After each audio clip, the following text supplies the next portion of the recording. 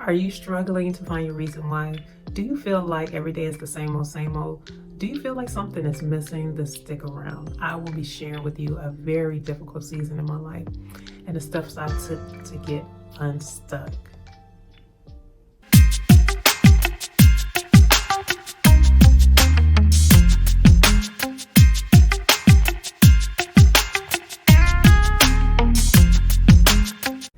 Hello, wonderful caregivers. It's Lily G, founder and CEO of Remedy Senior Care Concierge. Listen, we are helping busy women who find themselves in a caregiver role find practical solutions to reduce stress while helping their mental, emotional, spiritual, and physical well-being.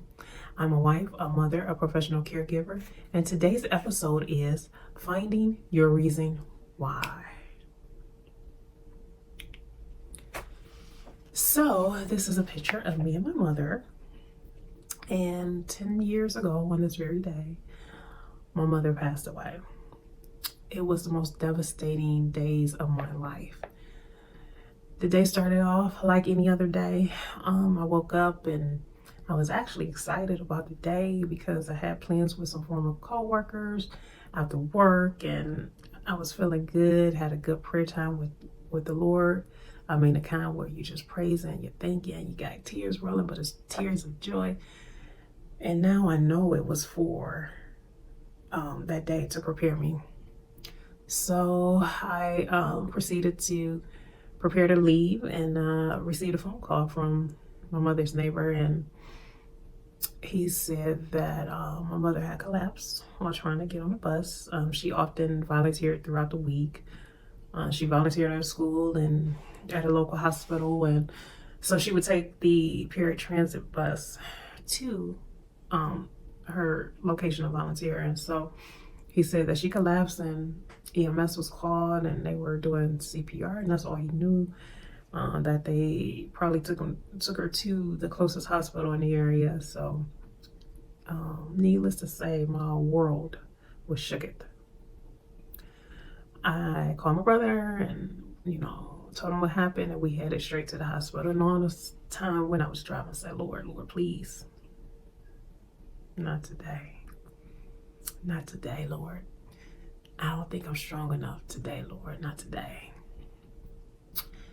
And so we proceeded to the hospital, and they led us to a room, and the nurse manager came in, and she started talking, and it seemed like it was eternity that she was talking. And I kind of for a second had a little bit of hope because she was talking so long that maybe she was still alive. But she said those dreaded words that no one wants to hear, that your mother is no longer here. And so I sat there in a daze, and to be quite honest, wanted to crawl up in the corner and die with her. And I looked at her and thought about how she felt when her mother passed. My grandmother, who I never knew, who passed before I was born. And I thought about her life and the experiences that she experienced. And I thought about the grandmother I never knew, her life and experiences that she experienced.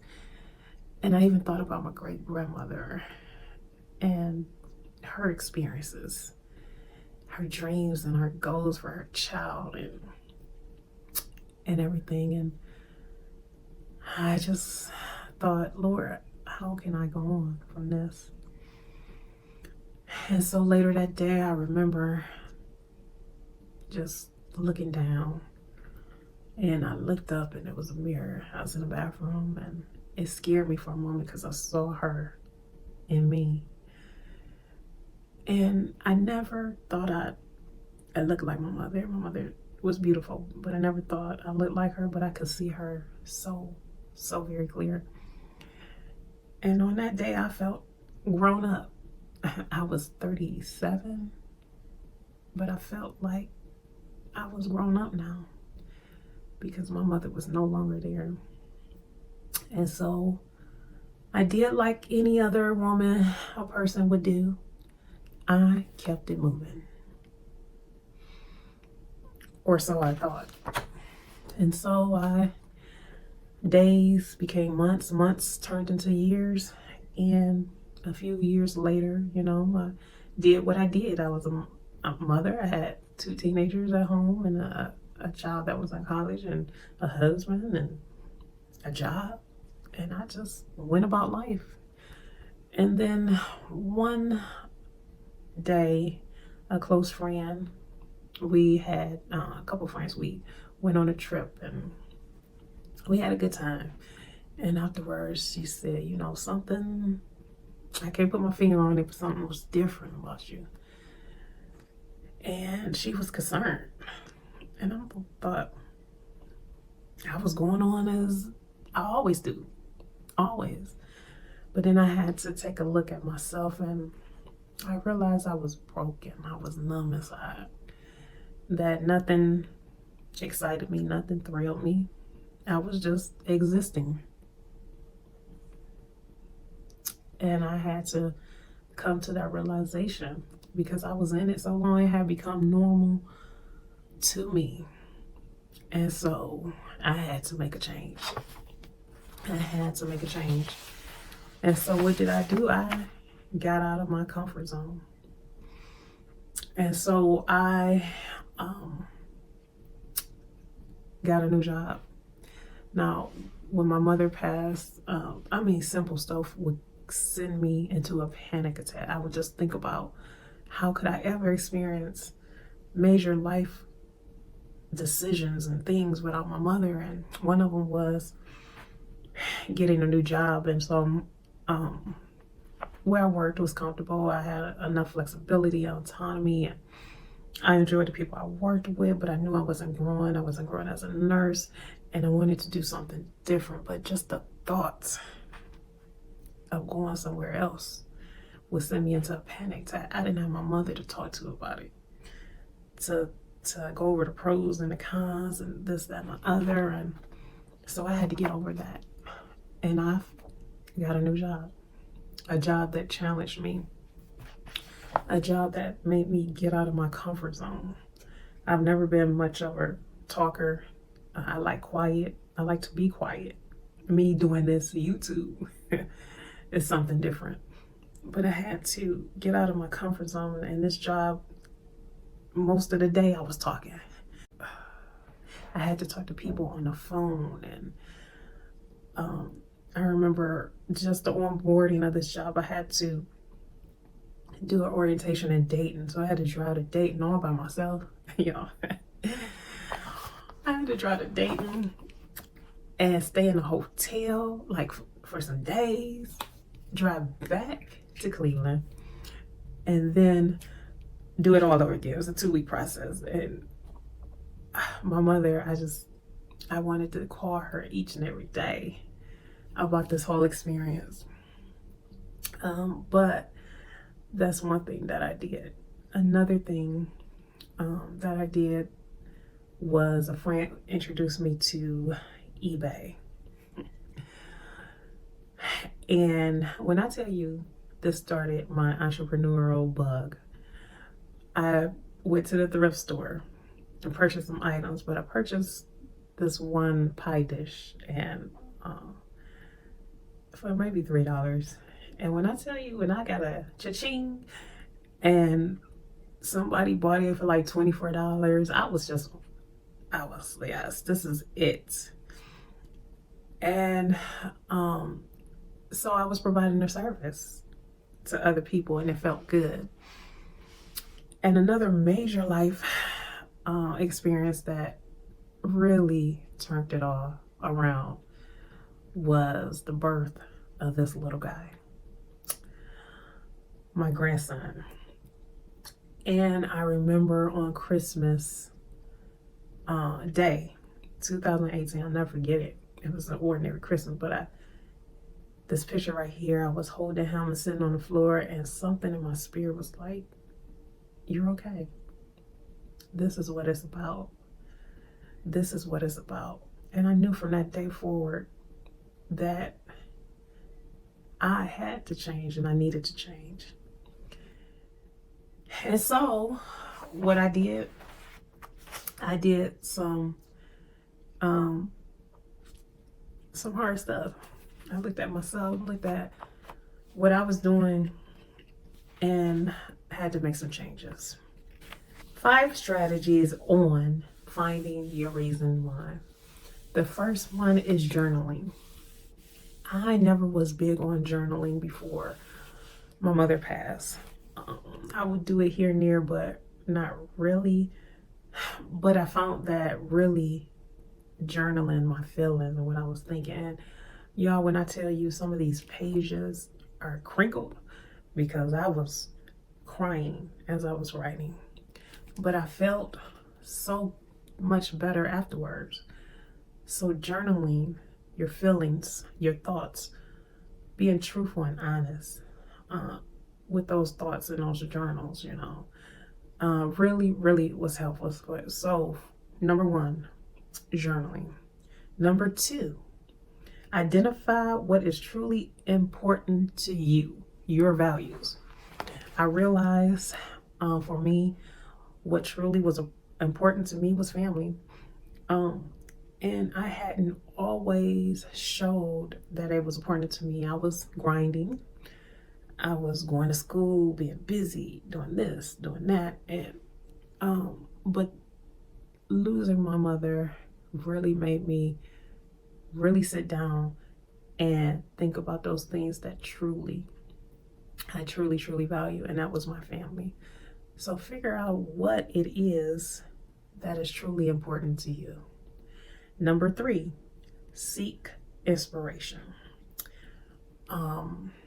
That could be a support group. That could be counseling. For me, I consumed YouTube inspirational speakers. I just start my morning off with listening to various pastors and also listening to Les Brown, personal development teachers as well. Just a lot of great people. It was just so nourishment to my soul and my development, my personal development. And number 4, acknowledge the difference you make. Because a lot of times we, are doing what we do. We care for everyone. We're the caregivers, the givers of care. And so we have to acknowledge when what we do, that we make a difference in people's lives. We do. In our children's lives, in our spouses' lives, and so many other people that you touch. You touch so many people. And acknowledge that you do. And once I realized that I make a difference in people's lives, I make a difference. And it is truly a wonderful thing. And number 5, have a gratitude practice, focusing on what you do have and not on what you don't. So I practice gratitude every single day. I'm telling you, because it's so easy. It's so easy to see what you don't have, and to focus on that, but to actually be grateful. Lord, I'm grateful to be here in front of this camera. I'm grateful for the opportunity that this has given me. I'm grateful that I even have the ability to speak, to see, to hear, to taste, to touch. I'm grateful even 10 years later, without Mama, I'm still here and I'm thriving, because everything that I do in memory of her, who instilled in me determination and strength and love and all those things that she placed inside of me. Oh, I'm so grateful. And now I get to do that with my own grandchildren, with my own grandson, and I have 4 in total now that I get to pour into them and be that person of strength, that person who they can come to tell me anything, and I can give them wisdom and guidance. Wow. Such gratitude in that, just to see that 10 years down the road, and I'm okay. And I know she's smiling down on me. She's smiling on my brother and I, who every year we get together on this day, we have lunch, And we just be together and take pictures and remember mom. And so I'm so grateful. Life is so good. And I'm so grateful. And so these are the strategies. Just if you're trying to find your reason why, if you're going through a difficult time, I don't know who this is for, but it'll be okay, sis. You'll be fine. You will get through this. You will. And on the other side, you're going to help other people to get through it. And that's why I'm here, to serve others. How can I help you? Do me a favor, like, share, and subscribe. Remember, I'm here to support you and help you in your caregiving journey. Well, that's it for this episode. If there is a topic that you would like for me to speak on, leave it in a comment. If this episode would benefit someone else, please share it with somebody else. Like, subscribe. I truly, truly, truly appreciate it. And I am Lily G, a Remedy Senior Care Concierge. Until we meet next time, take care. Bye-bye.